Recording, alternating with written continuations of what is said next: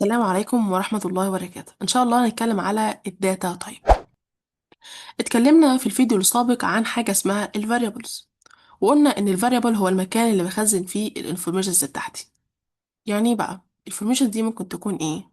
قلنا إن ال information دي ممكن تكون number string أي حاجة. تمام.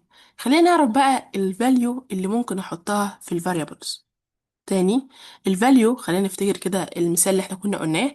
الفاليو يا شباب هو الفلوس، والفاريبلز هو الحصالة.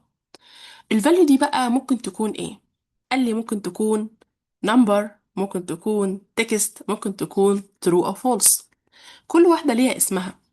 يعني النمبر عندي منقسمة لحاجتين، أول حاجة الانتجر، وتاني حاجة الفلوت، والتكست بقول عليه string، ولو true أو false بقول عليه boolean.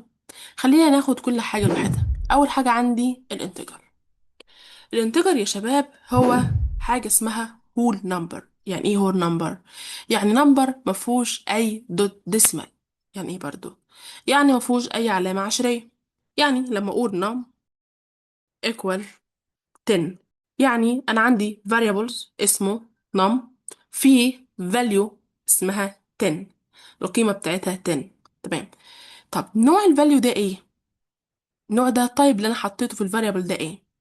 قال لي انتجر. طب انا عاوز اعرف نوع الفاليو اللي انا حطيتها في الفاريبل، اعرفها ازاي؟ قال لي انا عندي فانكشن اسمها type. يعني لو انا قلت print type of num وعملت run للكود، هيقول لي ان هي integer. int هي اختصار لانتجر. نيجي لتاني حاجة وهي الفلوت. النمبر الفلوت هو النمبر اللي بيكون فيه دوت ديسمال، يعني بيكون فيه علامة عشرية، حتى لو اللي بعد العلامة العشرية ديت رقم زيرو. خلينا نشوف كده. لو عملنا مثلا num 1 equal 1 و5، ورحنا هنا قلنا print type of num 1، هيقول لي إن هو float أو floating point number، يعني رقم ليه علامة عشرية. طب خلينا كده نحوش الخمسة دي ونخليها زيرو ونشوف ايه اللي هيحصل. قال لي برضو ان هو فلوت. نيجي لتالت حاجة عندي وهي السترينج. السترينج يا شباب هو سيكونس من الكاركترز، يعني هي عبارة عن مجموعة من الحروف مع بعض. زي لو يكون هعمل variable اسمه name، والفاريبل ده هحط فيه سارة. انا ملاحظ حاجة، اللي انتي وانت بتشرحي الانتجر والفلوت ما حطيتيش الدبل كوتيشن، ولكن لما جيتي تشرحي السترينج حطيتي دبل كوتيشن. ده معناه ايه؟ معناه يا شباب علشان بايثون تعرف ان اللي انت بتكتبه ده سترينج، لازم تحطه ما بين دبل كوتيشن او سنجل كوتيشن. طب يعني ايه سنجل كوتيشن؟ بصوا كده، دي اسمها دبل كوتيشن، لكن دي اسمها سنجل كوتيشن. عرفنا الفرق؟ تمام. برضو لو عملنا تايب،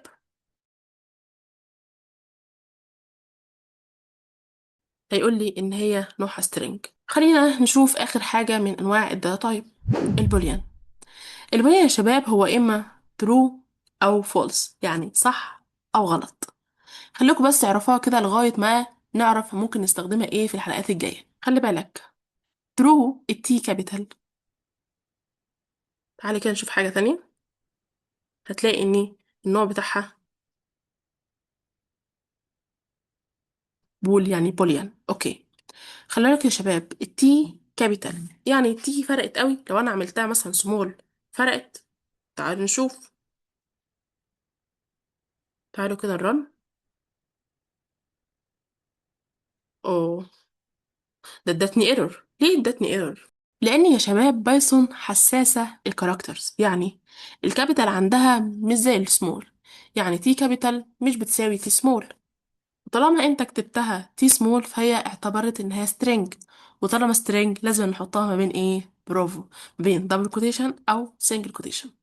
ونفس الحكاية برضو الفولس، الاف بتكون كابيتال. وبس كده احنا خلصنا كده الداتا تايبس.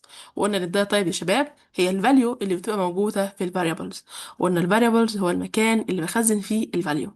الفاليو ممكن تكون ايه؟ number ممكن يكون integer أو float، string أو boolean ممكن يكون true أو false. ما تنسوش تتابعونا، وإن شاء الله أشوفكم الحلقة القادمة. مع السلامة.